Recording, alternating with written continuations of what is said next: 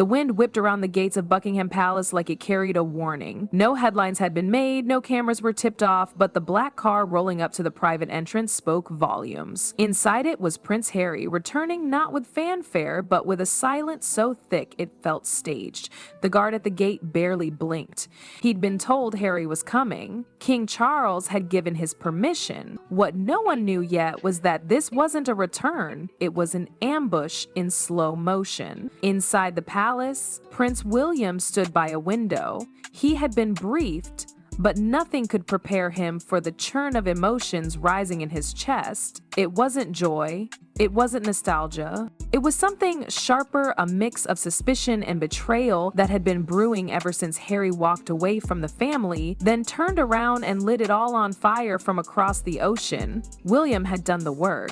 He'd kept the monarchy steady while the headlines screamed and scandals brewed. He'd played the part of the dutiful son, the solid brother, even when it hurt. Now, watching Harry step out of that car with his chin high and eyes cold, William felt like the weight of the crown was suddenly doubled. The reunion was tense. King Charles offered Harry a handshake, not a hug, not even a smile. Dinner that night felt like a staged play. Harry spoke about new initiatives, helping the monarchy expand its humanitarian reach, rebuilding bridges. But his words felt rehearsed. He said the right things, but his eyes kept darting like a man juggling too many lies. William sat through it all without a word. He wasn't convinced, and he didn't care about sounding dramatic anymore. He knew something was off. This wasn't about forgiveness. It was a performance, and they were the audience. Later that night, unable to sleep, William wandered the palace halls. Old portraits watched him as he moved like a ghost through his own home. Then, passing by the guest wing, he heard a voice. Harry's. The door was cracked open. William leaned in. "I did it," Harry whispered, laughing softly on the phone. "They believed me." Father softened. "It's all going according to plan."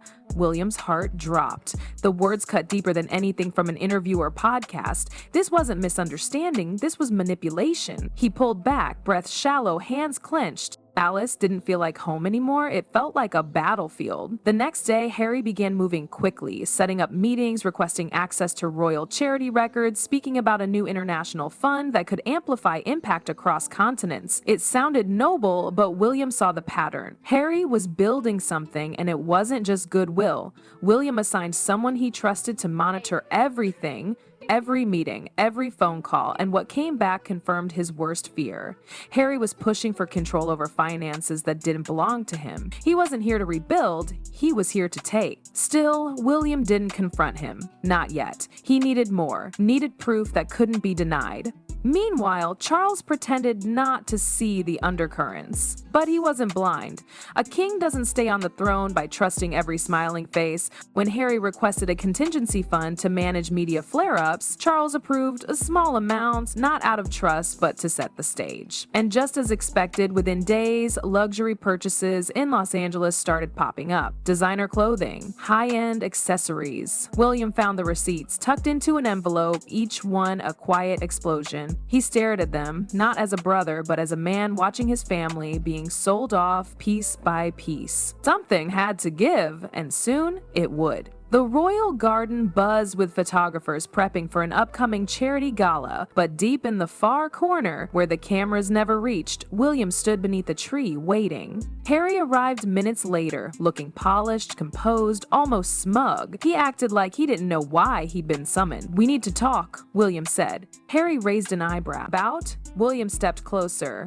"The fund. The American outreach, the private deliveries from LA warehouses. Do you think no one's paying attention?" A flicker of irritation crossed Harry's face. "You still don't trust me. I trust actions, and yours are screaming louder than your words." Harry turned away for a second, then spun back. "You've always hated it when I tried to do things differently. This is just another excuse to keep me boxed in." William's voice was low, calm. "This isn't about your ideas. It's about where the money's going. It's about who you're meeting behind closed doors. MPs, lobbyists, people who want to use the crown or tear it down." For a moment, Harry looked wounded. "You think I'm trying to destroy the monarchy? I think you're trying to build something for yourself and using our name to do it." Harry didn't answer. And He just walked away, leaving William staring into the distance, jaw clenched. Later that evening, Charles met privately with his top financial advisor. The documents William had provided were thorough but not bulletproof.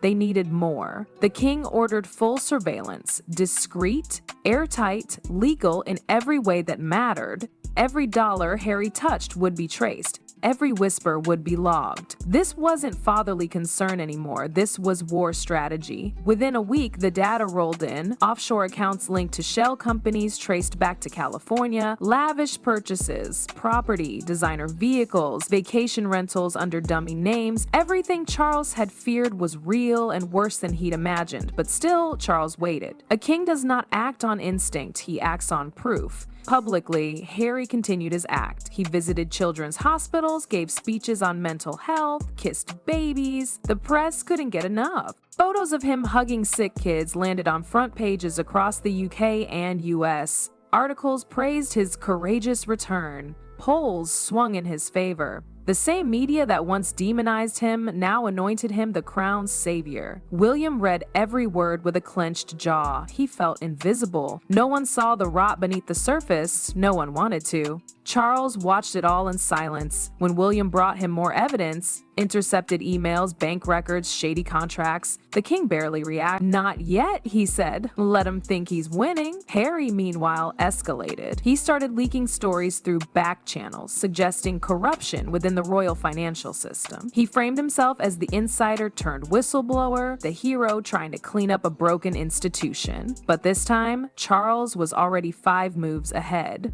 His investigators found a document, a signed deal between Harry and an American producer. Not for a documentary, for a tell-all series. Every detail of palace life, family secrets, financial slip-ups, even personal conversations. The price? $40 million.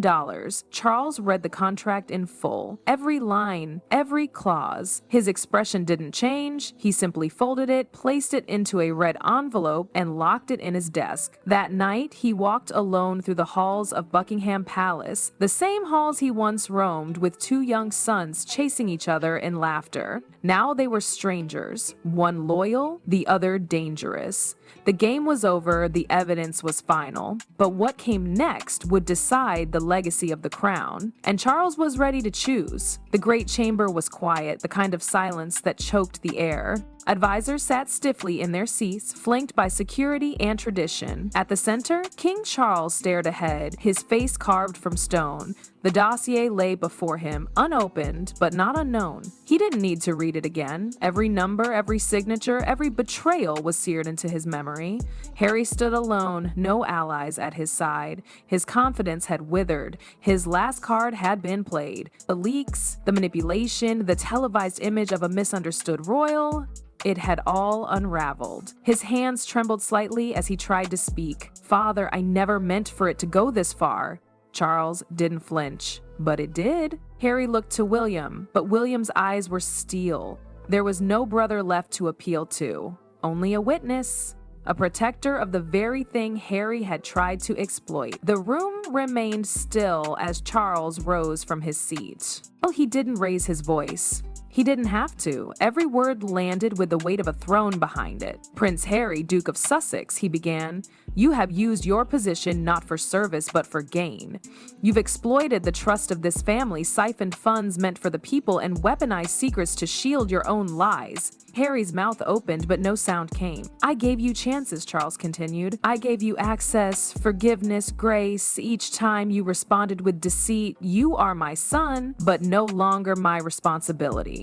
William didn't blink. He had heard those words in private before, but now they rang like a bell, signaling the final blow. Charles stepped forward. "Effective immediately, you are stripped of your royal privileges. You will receive no funding, no security, no access to royal properties. Your titles remain only in name, not in meaning." Gasps broke out among the council members. Harry staggered back a step, his breath catching. "This is exile," he whispered. "No," Charles said quietly. "This is justice." Security moved forward, but Charles raised a hand. Let him walk out on his own. Let the world see what a crown truly demands. Harry turned, his face hollow. The boy who once ran the palace halls was gone, replaced by a man who had tried to outplay kings and lost everything. He passed William on the way out, their shoulders brushing. William didn't move. He didn't speak. He didn't need to.